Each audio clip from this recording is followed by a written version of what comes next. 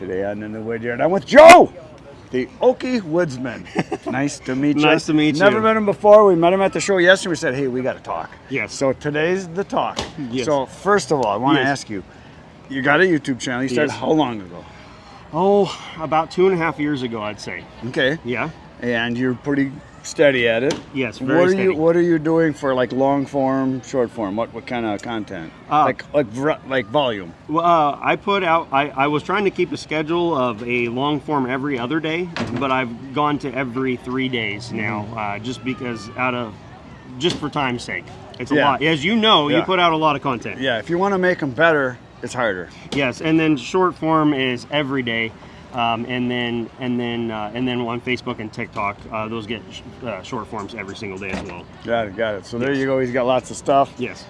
And the next thing, obviously, to start all that, how long have you been doing the wood thing? How long have you been the woodsman? So realistically, part of my story is I did not grow up doing firewood my whole life. I came from Southern California. You're an import. I am an import. I'm one of them. How did you get out of there? Well, looking for a better life and a cost of living. Did you crawl over the fence to get out? Or No. I was a young man trying to have an affordable, an affordable place to have a family. So obviously Oklahoma. Yes. Yep. We went to Oklahoma first Utah, then Oklahoma. My wife and I have been married almost 19 years now. Nice. It's a good start. Yes, and then. And so we bought rural property, and at the time I was climbing telephone poles and utility work, and I started watching arborists, and I was like, hey, we bought a property. I'm like, I can save some money doing my own tree work. Sure. So I started watching Buck and Billy Ray, August Hunneke, Guilty of Treason, and started getting fascinated with chainsaws, and from there, we are where we are now. And so at that time I knew nothing. And I still don't purport to be a professional. Well, none of us are truly professionals. Yes. There's a few, but none of us knows everything. Yeah, and there's always something to learn from everyone. Oh, that's the important thing. That's one thing that people don't always recognize, is that even if you know a lot, you can still learn more. I always say the dumbest guy in the room is always me, but I still know something somebody else doesn't, but there's always another guy that knows way more than me in the room. Yeah. And all you got to do is ask questions and listen.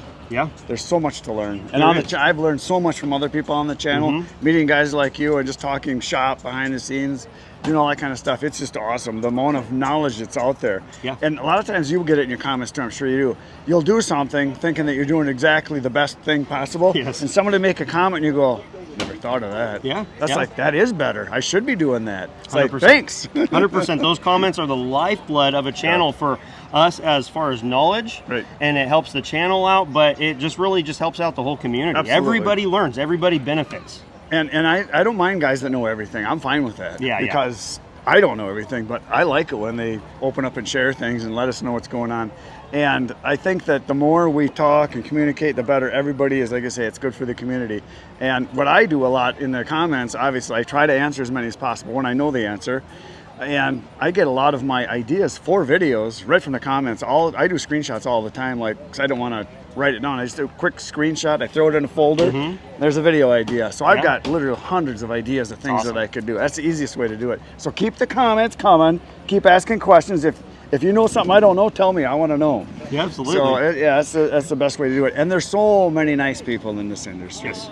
Everybody you meet is friendly and nice. They're all willing to share and help each other out. It's just awesome. Yes. So now, I know you're kind of a non-denominational guy when it comes to saws. Right now, what do you got for saws? You're a Husky guy. I know you got a lot of Husky stuff. I've got everything from ported Echoes to muffler modded Husqvarna saws. I love 5 Series saws because they're just so nice to run. I recently added a 500i and I have an MS 460. Nice. And those are good ones. Yeah, those are good ones. So I try to have the cream of the crop there, and I think I've got a lot of them. But I did get to run a 592 today, and it was wonderful. It was absolutely wonderful. Unlimited power. Yes, unlimited power. Yeah, it's like unlimited power. Big difference. And people will make comments to me on the channel when you're running, it's like, oh, that's too heavy.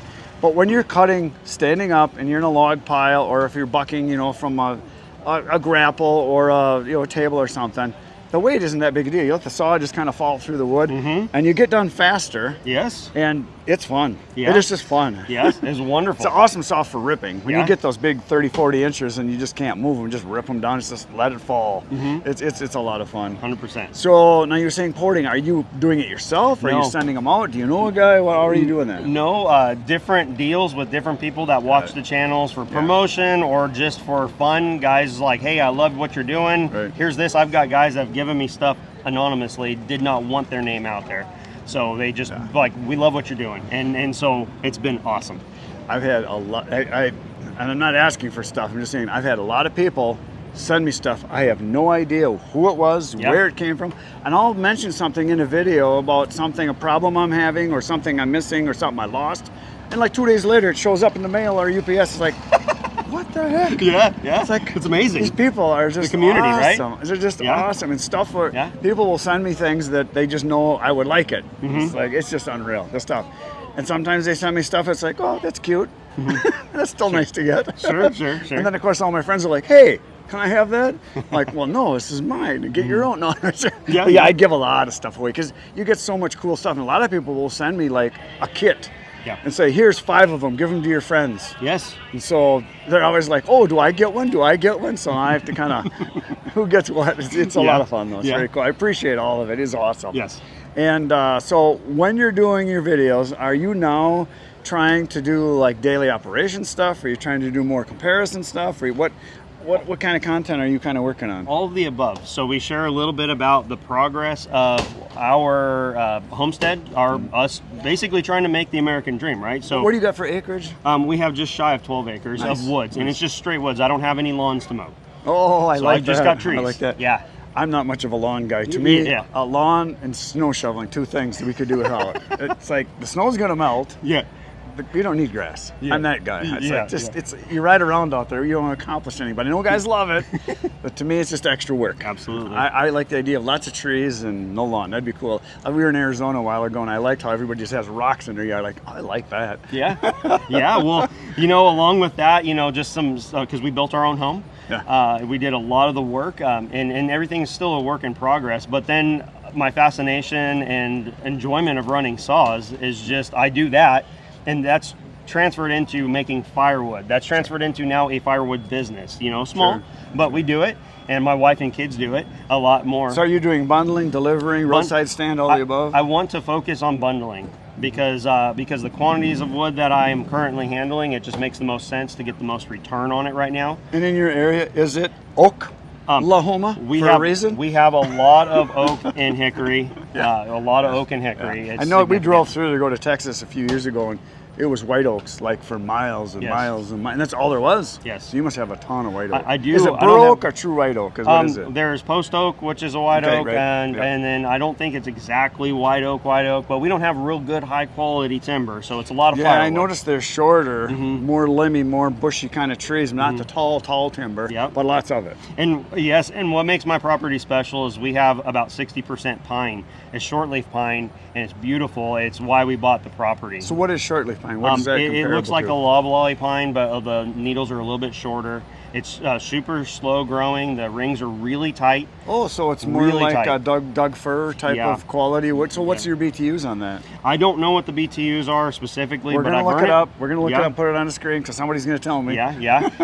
We do burn it. We will. Pine is fine, as you say, and I will burn it inside the home, and we don't have any problems because we burn dry wood. Yeah. And I burn hardwood right behind it or before it, and intermittently. Sure. And it's fine. And we use it outside. And I have oftentimes in my bundle wood, we'll have oak and pine specifically labeled, and the pine will move first at the same price. Same thing I've heard from a lot of guys from Maine.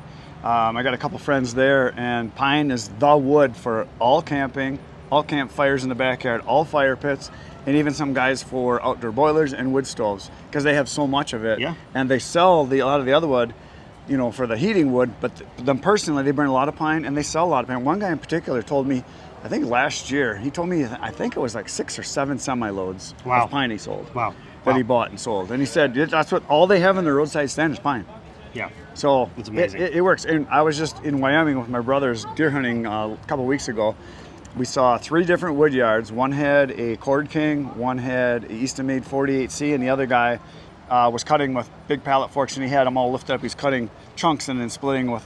He had some big commercial splitters. 100%, all three of them. 100% pine.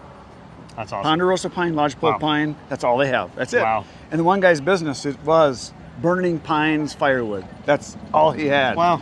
So and it's amazing. They still have houses. They haven't burned down. They haven't exploded. Yeah. So it's amazing how many people think out west is the wood, but Yes. you go east, pine. Why would you burn it? You hear that all the time, but it burns. So yeah, I specifically harvest it for firewood. Yeah. I used to mill it mostly, but now I primarily cut it for firewood. Yeah. Yeah. So you say milling. Are you still doing milling? Are you building I some haven't stuff? since we built this home because we don't have a lot of flat ground, so it hasn't been real feasible yet, but I will get back into milling. Oh, Our cool. entire deck is built out of, I would say entirely, but it's about 90% wood that we milled. Oh, cool. And we burned it for the finish. It's Shishuggi bond, and it's So really did cool. you do your bases and your structures, legs and things out of like green trader or something like that? No, I used the pine off of my property and we put it on concrete. They're burned. We also use some treatment, but they're holding up fantastically. So when you say burned, you burn it because you burn it down, hardens it out, takes the fluff off of it, and then are you sealing it on top of that? The burned finish is technically actually enough to keep it in good shape. Got it. And be rot resistant. It's an old technique that they've used in Japan. Yeah. And but we also did brush on preservative as well, just because it was a lot of work. It was a significant amount of work. You've got the amount of work and the effort and obviously cost into it. You might as well protect what you've got. Yeah, well, it was special, right? So it's like I don't really want to rip it out because it took a lot of time. It was like a labor of love. That finishing, it sounds like a good job for the kids. When I was a kid, my brothers and I, we had to paint it was like a quarter mile of white picket fence like every 2-3 years for my mom. Was like, we hated it. Because every time we did it, we got just solid poison ivy because it was all poison ivy. Oh, man. But we had to paint it because she wanted her white fence, so it was cool. So next question I have, stack or piles? I actually do both. So I like the piles because of simplicity, and I've watched your videos on about how well they do dry, and it's faster. But I like how neat the stacks look. It is, yeah. And I've also played with IBC totes, and I'm undetermined exactly how I want to finally do it. I like IBC totes for being able to move them, right. But the problem is acquiring enough IBC totes to make it useful. So moving them, what do you got? Skid steer tractor? What do you got? I have a Coyote CK 2620 25 horse tractor. Yep, nice tractor. And it does a fantastic job doing what I need. And your to lift do. on that is like 1800? Yes. Something like that. So yeah, they have good lift capacity. And that's the one without the regen and all that. Yes. So that's an awesome tractor. Simple. Price point was good? Yes, yeah. Did you buy it new or used? I bought it brand new. Yeah. I bought it brand new, and I also have a backhoe on it. That's my counterbalance. Nice. So I rely on that machine to do a lot. Like I said, I don't have a brush hog or reason for it, and so I dig and I move wood with it, and I use the pallet forks. Sounds like a lot of fun. Yeah, absolutely. Very cool. So you've got all three brands. You got the three major brands. Yes. You got the Echoes, you got the Steels, and you got the Husqvarna. Yeah. Do you have a favorite? It's hard, isn't it? It is very hard. It is very hard. I'm not going to say my 500i is my favorite right now. It's too new, and I think it's got more in it. So right now, it would be a tie between my Echo 7310, that's ported. Oh, yeah. It's ported, and my 562. And if I had to have one, it would be probably the 562. Yeah. Because I recognize that as I'm getting older. You're not that old. But I'm getting older. I'm getting older, and I realize that it's just one of those things that the saw really does everything I need it to do in my scenario, because our wood's not real large. I cut a lot of large wood, and that's one other thing that we do on the channel is we cut a lot of wood to help community members out because I'm looking for wood to cut to run a saw, right? And so because I'm not necessarily selling that much firewood, I'm trying to help out local community members after storms and so forth. Sure. That's where my bigger saws come into play. So how are you doing that? Are you approaching them? They approaching you? Is it word of mouth now? Are you going saying, hey, you got some down trees? You want me to clear them out for you? I'd like the wood. All of the above. There's people that let people know if they have a storm blowdown, something like that, or there's always opportunities with high winds. There's stuff goes down, and it's like, I noticed that's been sitting there for a few months. Do you need help with it? I found amazing is that once you do a few of those, the word spreads, you become the guy, and you don't have to go looking for wood anymore. I always say, if you want to get some stuff, do a bunch of giving first. Help out a bunch of people. Your name will get out there. Obviously, you can hand out cards or whatever, but your name will get out there, and all of a sudden, you're getting more than you can handle. Yeah. And it just works really well that way. Hey, that was awesome. Thank you so much, Joe. It was so great meeting you. Check out, well, I don't know about that. It was. Check out Oakie Woodsman. He does stuff, fun stuff. That's all we got for today, folks. See you tomorrow morning. Good night, Irene. There you go. He got it.